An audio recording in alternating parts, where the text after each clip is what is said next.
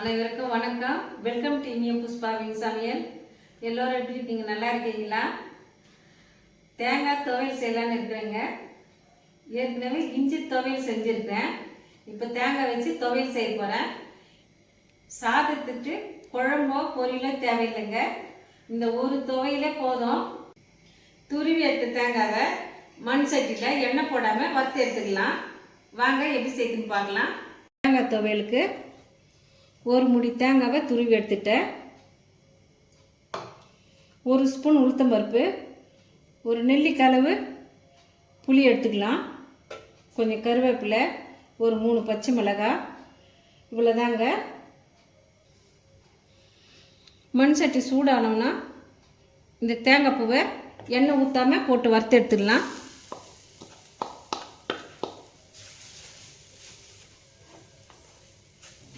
இந்த தேங்காயில் உள்ள தண்ணியெல்லாம் வத்துற அளவுக்கு மண் சட்டியில் போட்டு நல்லா வறுத்து எடுத்துடலாங்க.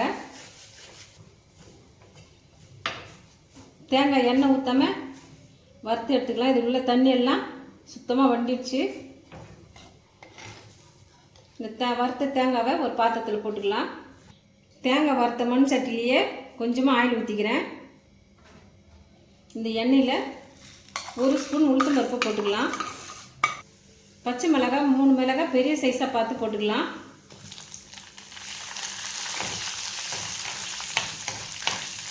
கருவேப்பிலை போட்டுக்கிறேன்.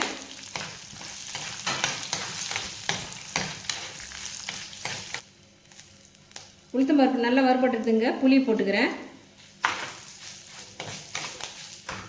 ஸ்டவ் ஆஃப் பண்ணிவிட்டு ஆற வச்சு எடுத்துக்கலாங்க.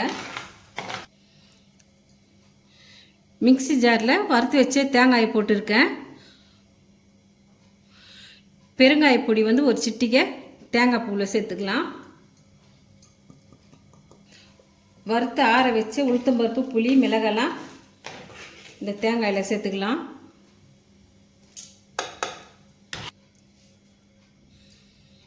இந்த துவையலுக்கு தகுந்தப்பல சால்ட்டு போட்டுக்கிறேன். கரகரப்பாக மிக்சியில் போட்டு அரைச்சி எடுத்துன்னு வந்துடலாம்.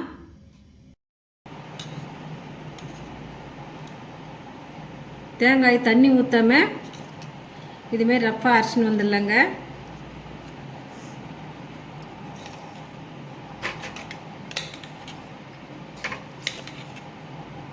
புளியாவரை சாதத்துக்கு கூட இதை போட்டுக்கலாம். தண்ணி சேர்க்காததுனால 3 நாளைக்கு கூட வச்சு சாப்பிட்லாம். டேஸ்ட்டு வித்தியாசமாக இருக்கும். நீங்களும் வீட்டில் செய்து சாப்பிட்டு பாருங்கள். அருமையாக இருக்குது. இந்த ரெசிபி உங்களுக்கு பிடிச்சிருந்தா நம்ம சேனலை சப்போர்ட் பண்ணுங்கள். லைக் பண்ணுங்கள், ஷேர் பண்ணுங்கள், கமெண்ட் பண்ணுங்கள், சப்ஸ்கிரைப் பண்ணுங்கள். மறக்காமல் பக்கத்தில் இருக்க பெல் பட்டனையும் கிளிக் பண்ணிவிடுங்க. தேங்க்யூ.